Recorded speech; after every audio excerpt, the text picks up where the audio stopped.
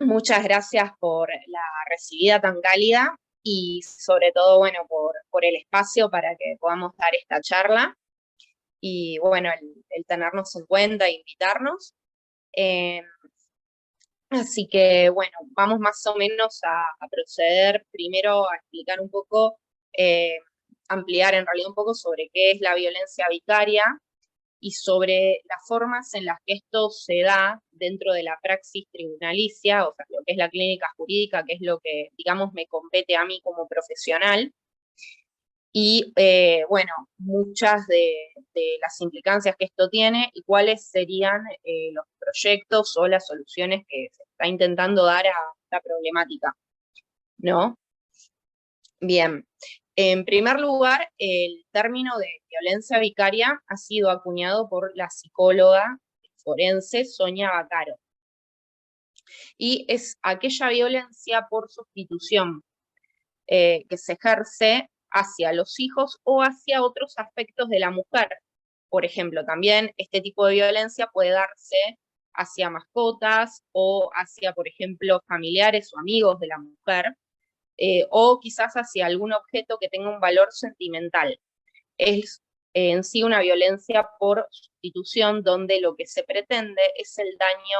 extremo. Se da en contextos de violencia de género, donde con el objetivo de provocar un daño a la mujer, el agresor daña a estos afectos de la mujer. Normalmente lo que se da en la praxis jurídica son los hijos, por ejemplo, que suelen ser el foco principal de este tipo de violencia. Y cuando se hace a los hijos tiene dos facetas. Por un lado, la faceta de la violencia de género contra la mujer en sí, porque el objetivo es la destrucción de esa mujer, y por otro lado, lo que es la faceta del maltrato infantil y la violencia contra la niñez. ¿Cuál vendría a ser, digamos, el problema al que nosotros nos enfrentamos como abogados ante este tipo de violencia? Cuando se nos presenta en una causa por violencia de género, nos enfrentamos al tema de que esto no está regulado de forma específica. En realidad, en la ley de protección integral a las mujeres, no está contemplado de una forma específica. Obviamente, obviamente, en algún punto hay formas que uno idea para poder manifestar esto ante la justicia y hacer una interpretación amplia de la normativa para justamente defender a esa madre y a los niños. Yo, por ejemplo, a lo que recurro es obviamente a citar lo que es la Ley de Protección Integral a la Mujer en cuanto a ser descriptiva respecto de la situación de violencia de género que se está viviendo, sobre cómo esta se manifiesta a través de la violencia hacia los hijos, de cómo esos hijos muchas veces al ser testigos de la violencia también están siendo violentados, eso también es necesario tenerlo en claro, y describir minuciosamente cómo es que el agresor los está pretendiendo utilizar para dañar a la madre. Y a su vez cito lo que es la Ley de Protección Integral a los niños, niñas y adolescentes, y lo que tiene que ver con toda la normativa de derechos humanos respecto de los niños, los cuales tienen obviamente derecho a la vida, a la integridad psicofísica, a no ser humillados, dañados, y a que se tenga en cuenta su interés superior. Algo que ocurre muchas veces es que los tribunales hacen una interpretación muy superflua de lo que es el interés superior del niño y tienden a revincular con los agresores sin tener muchas veces en cuenta incluso informes que no lo recomiendan, ni tampoco lo que es el padecimiento del niño. Justamente se prioriza siempre lo que es el vínculo intrafamiliar por sobre lo que es la integridad del niño. Entonces, lo que termina ocurriendo es que muchas veces los tribunales terminan avalando el ejercicio de ese tipo de violencia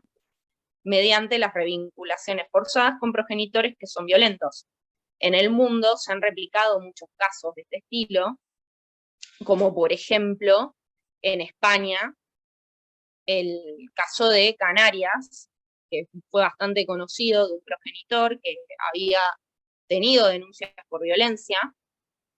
y el juez fijó, después de la perimetral, una revinculación Y bueno, esa persona terminó asesinando a sus 2 hijas con tal de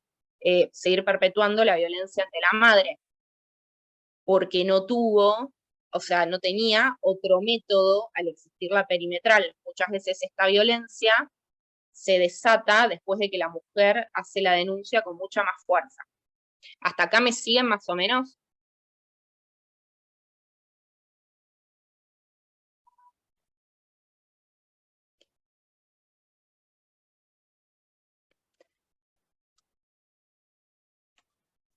Hola, hasta ahí más o menos me sigue o Sí, sí, qué sí, quieren está hacer? perfecto. Por Está ahora no, perfecto. no dejaron preguntas, así que no hay problema. Bueno, y esa es, digamos, la situación que nosotros tenemos desde lo que es la clínica jurídica cuando nos enfrentamos a este tipo de cuestiones, que es, por un lado, o sea, lo que tiene que ver con los sesgos de género particularmente, que muchas veces a la mujer que denuncia esta violencia hacia los hijos se la acusa de ser vengativa, de que en realidad está mintiendo para vengarse de su ex, o de no tomarla lo suficientemente en serio, o tomar lo que es la violencia de género contra la mujer y lo que es la relación con los hijos, el vínculo paterno-filial, como si fueran algo separados, cuando en realidad si vos sos violento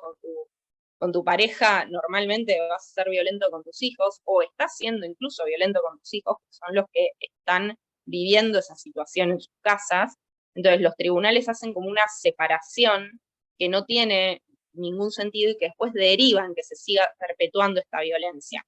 porque no atacan la problemática de una forma conjunta. Ellos separan lo que es la violencia de género contra la madre y lo que es después el vínculo paterno-filial, y lo que no se dan cuenta es que un violento no puede ser un buen padre, claramente, por justamente todo el contexto que rodea esa situación. Entonces, bueno, eso es, digamos, a lo que nosotros nos enfrentamos como abogados, cuando tenemos esta modalidad de violencia, que hay una carencia normativa, porque esto no está específicamente regulado. Obviamente tenés que recurrir a otras normas para hacer una suerte de analogía y de poder fundar, obviamente, el por qué ese vínculo es nocivo para el niño y que se defienda su interés superior, que es, ante todo, la integridad psicofísica. Y también, por otro lado, lo que es la costumbre jurídica en el derecho de familia, donde siempre se prioriza el vínculo por sobre el bienestar de las personas involucradas. Y hay veces donde ese vínculo no puede en algún punto continuarse o debe interrumpirse, porque se está perjudicando a los menores involucrados. Y muchas veces, algo que también ocurre es que cuando la madre pretende proteger a esos hijos, los jueces no solo obligan a la revinculación, sino que si además no se cumple tajantemente, a la madre le fijan unas multas que son las astreintes, que es por cada día de falta o por cada día de incumplimiento, se le cobra una multa. Entonces, en algún punto hay una carga económica muy grande para la madre. Se fijan, obviamente, las costas del juicio de revinculación a cargo de ella, lo cual también la suele perjudicar bastante. Entonces, se termina entrando en una espiral donde los propios tribunales terminan avalando este accionar del agresor y no protegiendo lo que es el interés superior del niño a vivir claramente una vida libre de violencia. Una de las soluciones que se han ido planteando por parte de distintos espacios legislativos han tenido que ver, por ejemplo, con diferentes proyectos de ley. Nosotros, por ejemplo, desde MOTA colaboramos en su momento con un espacio político para justamente lo que es la redacción de un proyecto al respecto, que bueno, el nuestro particularmente no salió debido a una cuestión política que en realidad no tiene que ver con nosotras, y actualmente entiendo que se está tratando lo que tiene que ver con el proyecto de Mónica Macha, donde prevé modificar la Ley de Protección Integral a la Mujer y agregar esta modalidad de violencia de forma específica. Y esto ya de por sí sería un paso bastante importante para que como abogados encontremos más herramientas para poder ayudar a nuestras clientas ante este tipo de cuestiones.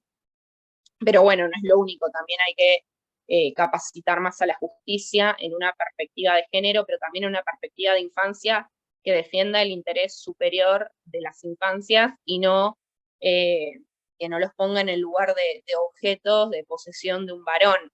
que se tiene en cuenta más si se revinculan, si no se revinculan, que si esa revinculación es buena para el niño o no. Así que hasta ahí me siguen más o menos. Ahí vi que alguien hizo una pregunta en el chat.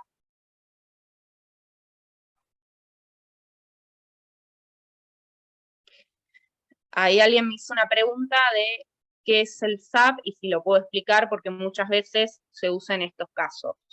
Bueno, el SAP es el llamado el falso síndrome de alienación parental. Es algo que ha sido descartado por la psiquiatría y es de muy mala praxis en el derecho citarlo como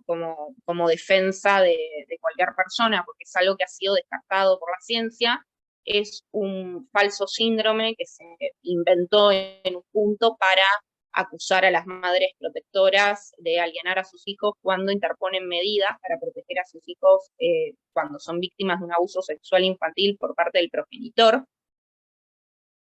Es algo que lo que básicamente dicen es que por medio de manipulaciones se hace que los chicos digan cosas que no pasaron. Y hoy por hoy está comprobado que eso, por ejemplo, no es real, que no se puede manipular a alguien a ese extremo. Entonces, claramente es un argumento como bastante misógino que se utiliza en contra de las madres protectoras y que muchos abogados, aún hoy en día, a pesar de que es algo que ha sido descartado por la ciencia y por la ciencia médica, se sigue utilizando como fundamento por parte de los abogados que defienden agresores para deslegitimar a las madres y para que ese agresor siga perpetuando su violencia y para generar un descreimiento en los niños, por ejemplo. Y la verdad es algo que, bueno, lamentablemente muchos tribunales todavía dan lugar, o hay mucha gente que sigue capacitando abogados, o sea, utilizando el tema del SAP cuando ya sabemos que es algo que está descartado y es algo que se sabe desde hace un montón. O sea, creo que desde antes que inclusive a mí me dieran el título y la matrícula, o sea, cuando cursé Derecho de Familia, lo primero que nos dijeron es que el tema del SAP no es algo que corresponda citar o que no es válido. Sin embargo, muchos jueces lo siguen utilizando y lo siguen avalando en realidad. Muchos abogados siguen utilizando esa técnica de defensa cuando defienden agresores que desde mi punto de vista es nefasta y realmente, bueno, es en vulneración de los derechos del niño. Y una persona cuando es abogada defensora, por más que estés defendiendo al violento, tiene ciertos límites éticos en lo que es el derecho de familia. En el derecho de familia no importa por qué parte vos vayas, vos no podés violar el interés superior del niño, ni exponer, ni revictimizar menores.